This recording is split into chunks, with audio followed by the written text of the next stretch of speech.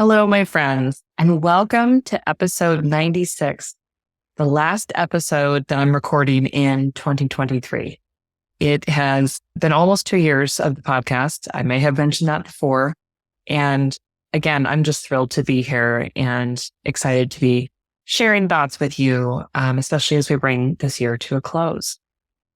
So today we're going to be talking about thoughts that I'm choosing to let go of as we end 2023. So we come to the end of the year. It's a dangerous time for perfectionists, right? We tend to look back at all the things that we didn't get done, all the flaws we have, all the things that we want to be better, and often looking forward to whatever the new thing is, right? The new year, the new month, the new week, even sometimes the new day, right? Mondays are a similar trigger for us as is the new year, often with thoughts of how are we going to magically be better, right? With the implication underlying that right now we're not good enough, because that really is at the heart of the problem with perfectionism, is that perfectionism isn't this benign circumstance where we're just striving to be better. Perfectionism is a toxic habit where we have an underlying sense of not being good enough, right? Where we have a sense of shame that if they only knew how messy it was inside my brain, then nobody would respect me. No one would see me as worthy. That inherent lack of worth is really the problem.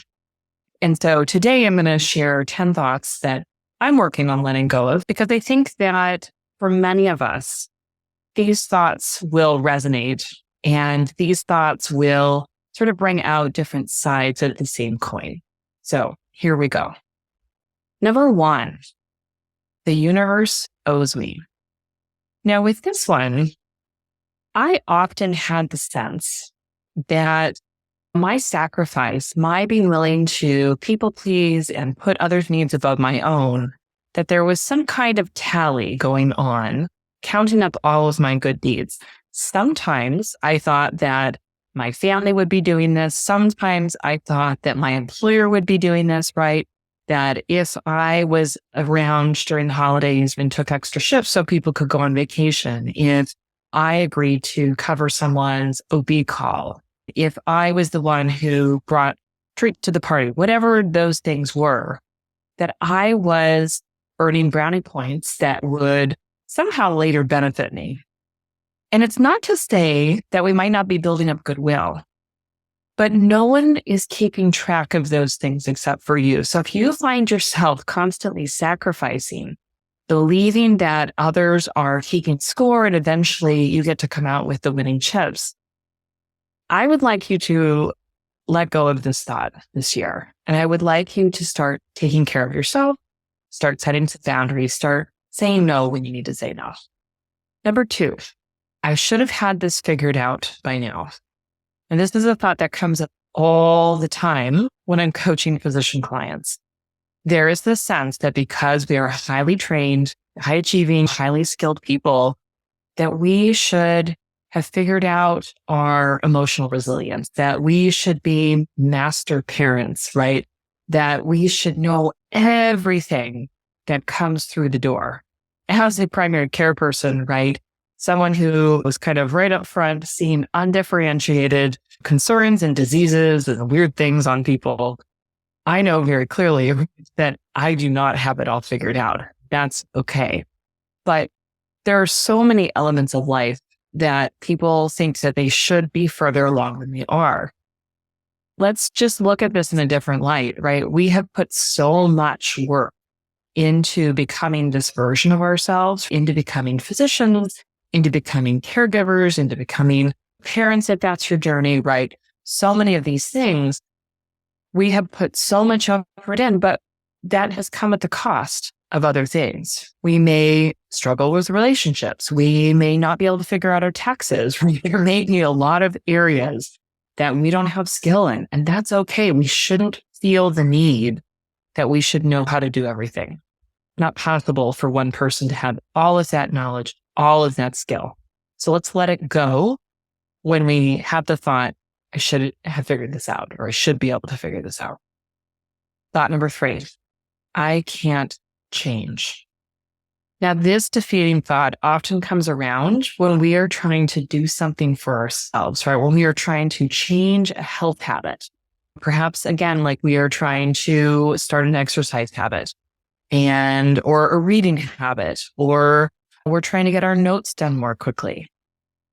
When we hit a snag, and often that snag is going to be some kind of friction, such as stress or relationship challenge or something like that. When we hit that snag, it is harder to maintain that new thing because whatever our default pattern is, let's say not exercising is our default, that is easier to revert to when we hit a snag, right? When we are sick, when we go on vacation, when we've had a really busy, stressful day, when something unexpected happened, it's much easier to revert to those automatic habits than to remember that we are setting a new habit, right? Habit change is more difficult than reverting to whatever we've done before. But this thought that I can't change is not helpful because you have changed tremendously over the course of your life. If you're here and you're listening, then chances are highly likely that you're a caring professional, whether you're a physician or not. You have evolved tremendously from being a child, a high school student, a college student, in medical school, in residency training. Perhaps, again, you've become a parent. Perhaps you've become a partner. Perhaps you're a surgeon. Perhaps you're an oncologist. Perhaps you're a primary care person. Perhaps you've developed extra skills along the way. You have changed tremendously. I'll invite you to consider that maybe what is going on right now is that you've got a change that you want to make, but you are only accountable to yourself. And if you've got a people-pleasing streak in you, as I do, being accountable only to yourself tends to fall off much more easily than something that you're accountable to somebody else for, right? That is one of the areas where coaching comes in tremendously helpful, right? Because you can learn to gain accountability for yourself over time, but still have the support of somebody who is there in the stands for you, rooting for you, helping to support you, helping to overcome obstacles, right? Let's let go of this thought that I can't change. You have changed. You are changing all the time. You can do this. You might just need some support. Number 4, slightly different version here. I have to do things this way.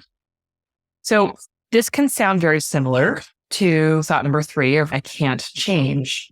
But this one has a little bit of a different feel to it because often when we have this perfectionist tendency, we have decided that there is a right way to do things and there is definitely probably infinite wrong ways to do things. And when you stop and think about it in one area of your life. Notes comes up a lot for this, right? Your clinical notes. Because probably somewhere along the way, if you are someone who currently writes long notes and really struggles to get your work done, somewhere along the way, you were probably praised for writing a beautiful, elaborate, thought-provoking note with an expertly settled out differential and a very detailed plan. You write these beautiful, excellent notes, and you've decided that that is the right way to write notes because you've been praised. Perhaps your billers have told you that it's so easy to code for your visits. Perhaps in attending along the way, perhaps your colleagues love covering for you, right? Because they see these notes. But that has determined in your brain that you always have to spend that amount of time, that you always have to put that amount of detail in, which is probably not very functional when you are out in the world, right? Practicing medicine, having to see a certain volume of people. You can't write a detailed essay on everybody. There's just not time. It's just not really moving the needle. So you can see if we have this thought, though, that there's one right way to do it because of that perfectionist tendency, right? That shame avoidance, then we're going to stay stuck.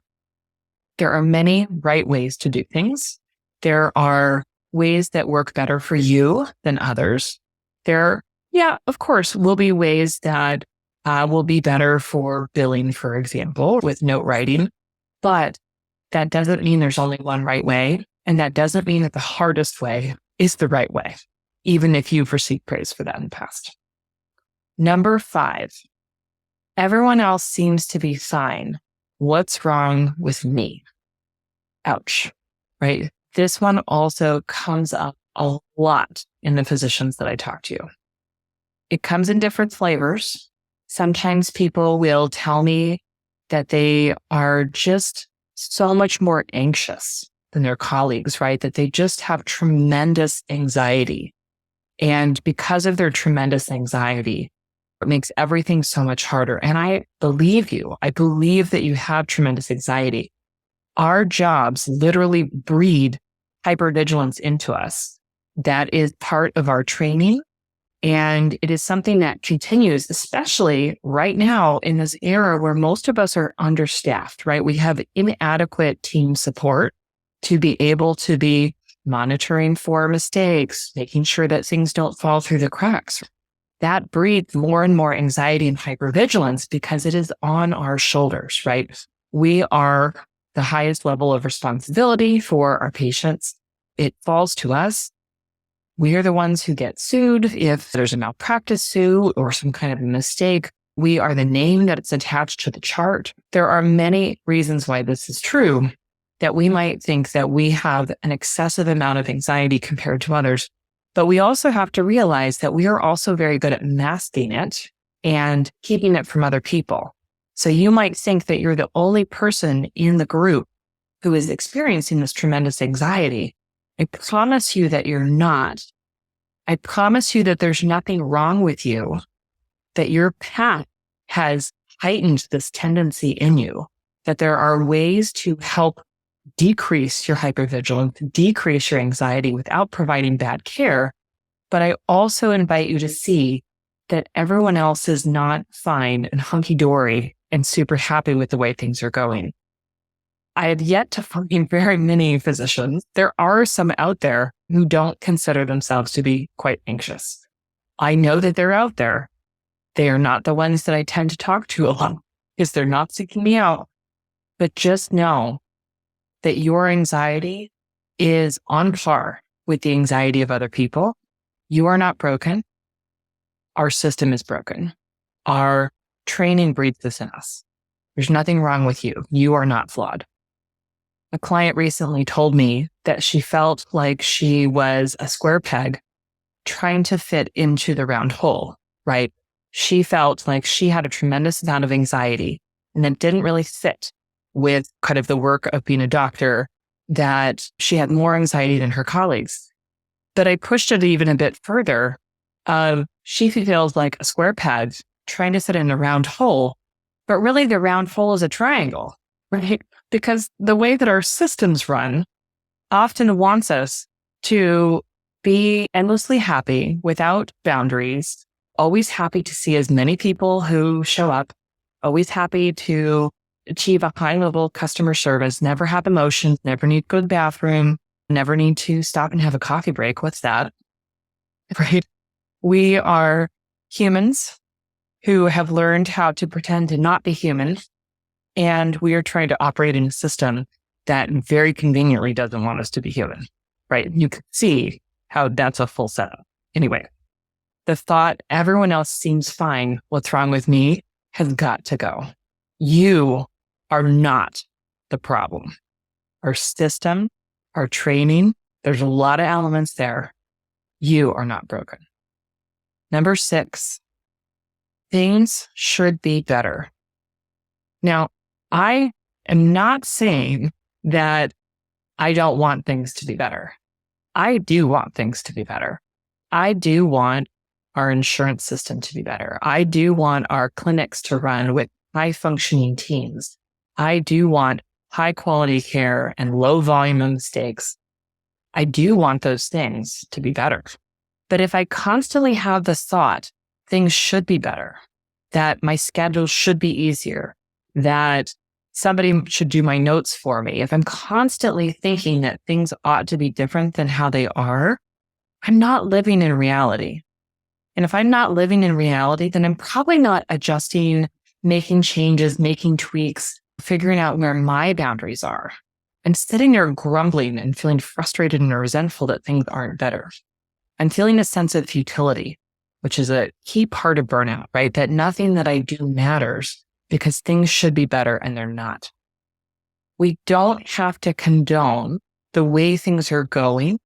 We don't have to not participate in helping things to be better, but keeping the thought that things ought to be better and they're not isn't really helpful. It doesn't really serve us, right? When you think things should be better, what is the feeling that you have? It's not usually one of action. It's usually one of resentment, frustration, feeling like there's no point. Let's let that go. All right. Number 7, achievements will fix my sense of self-worth or my lack of self-worth. In other words, the more I do, the better I should feel about myself. In other words, when I don't achieve something, it's proof that I'm inadequate. So a lot of different nuances to this one, but we have been high achievers, and most of us have received praise specifically for having done many things, right? For having achieved many things, for having degrees and board certifications and whatever else you've got on your CV, right? It's all been about the achievements. And if you start comparing your achievements to other people's achievements, and you're tying this all in with your self-worth, right?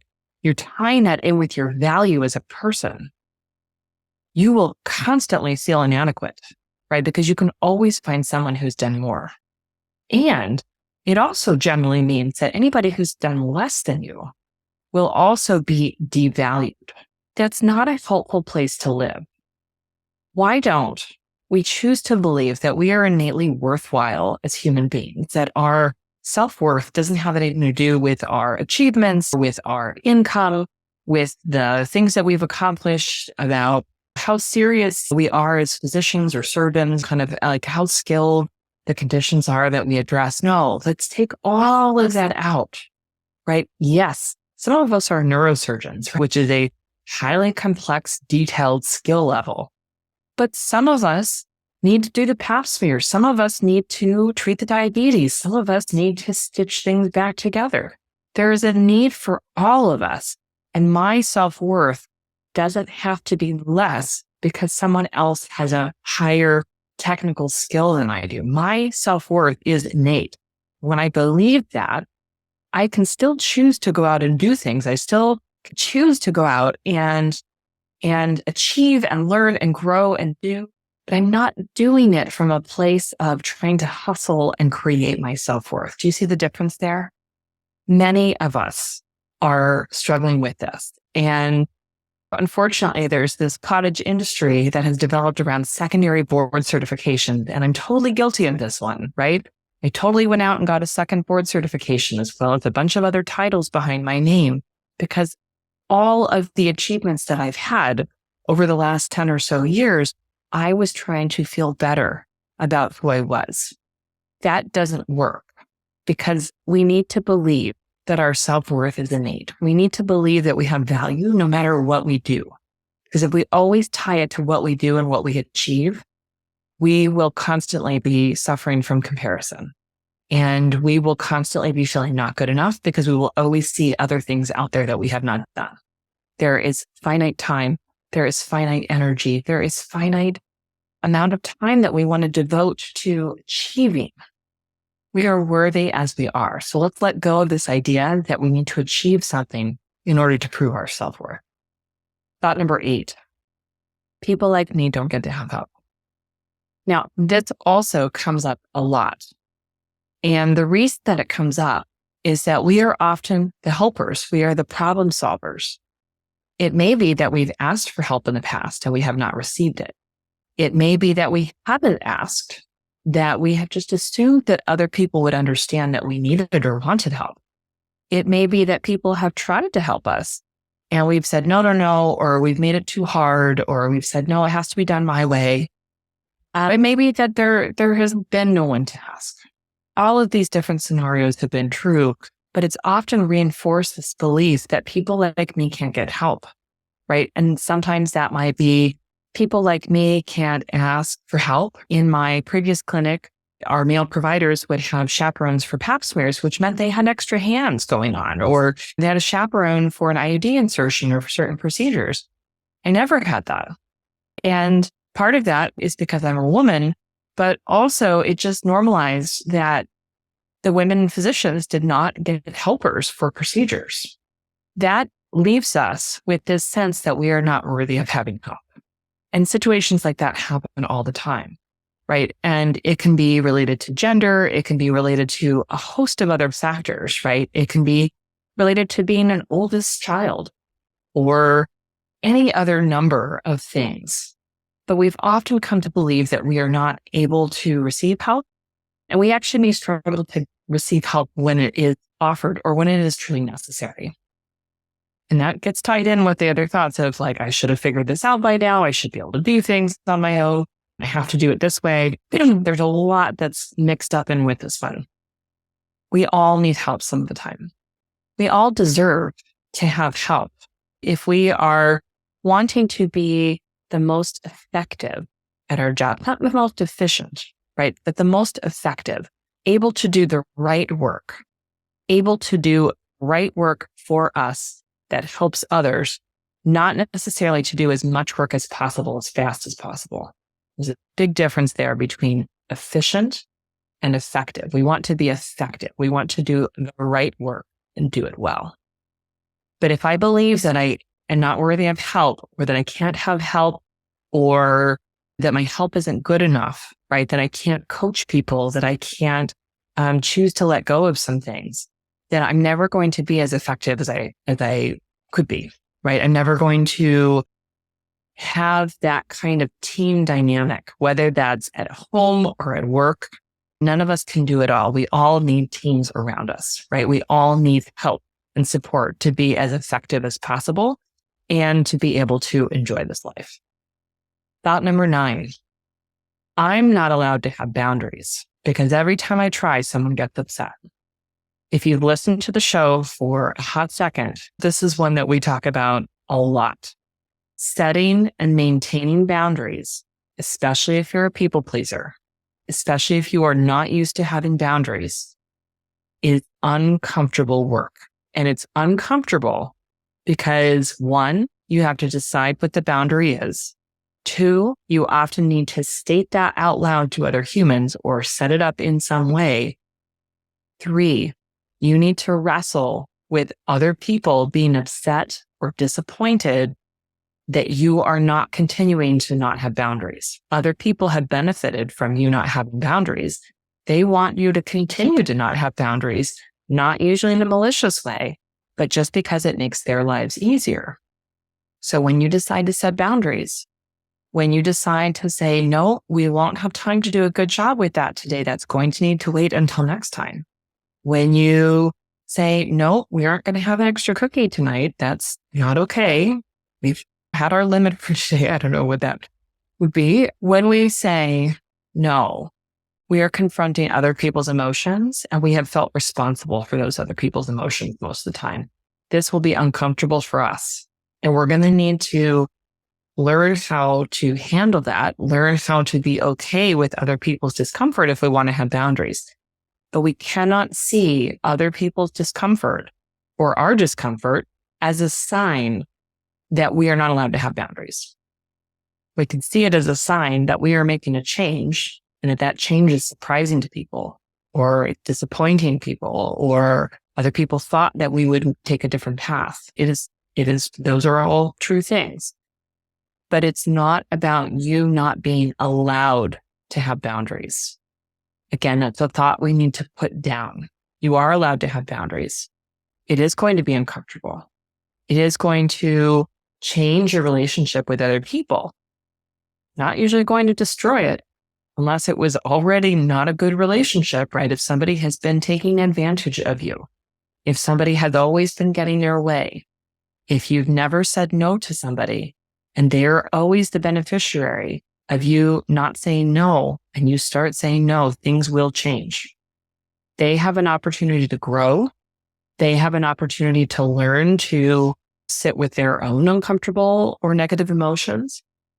They have an opportunity to reflect on the relationship and what their part in it is.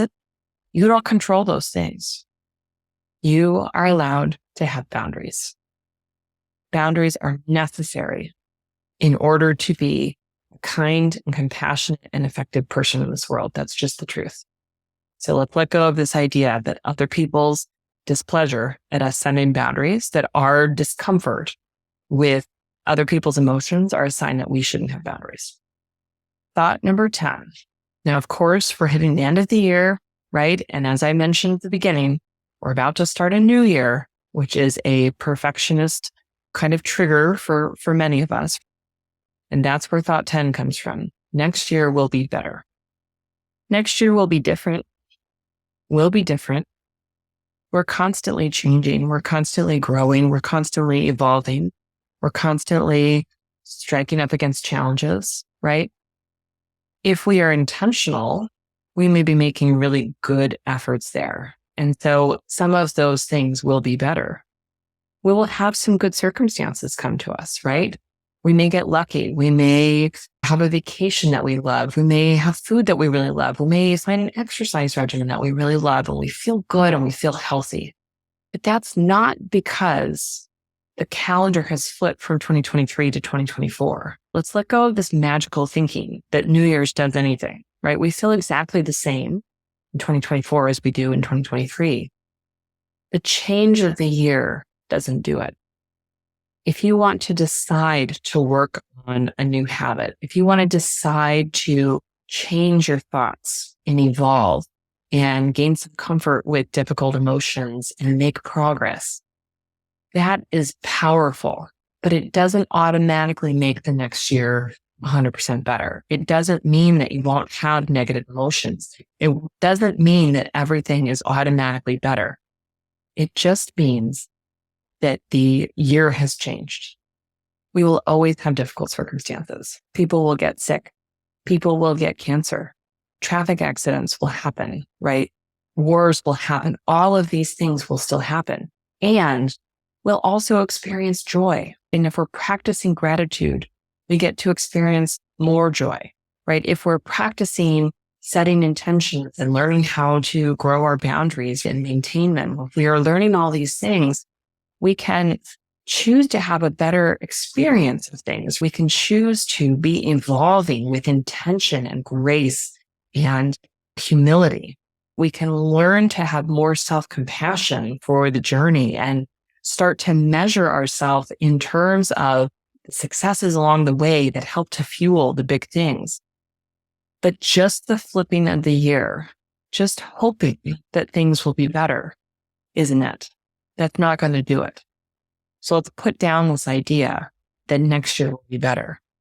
Instead, let's have a thought along the lines of, I'm growing myself this year. I'm continuing to evolve. I'm going to set some intentions. I'm going to get the help and support that I need to grow and to turn myself into somebody who I look forward to being, not because I'm inadequate, not because I'm unworthy right now, but just because I have desires, I have wants, I have things that I am curious and interested in evolving into. I have a picture of what my future looks like, and I'm going to cultivate it with intention and clarity and purpose. It's not about the year. It's about deciding that you have something else that you want to do, believing in your own worthiness now, learning to see the milestones along the way.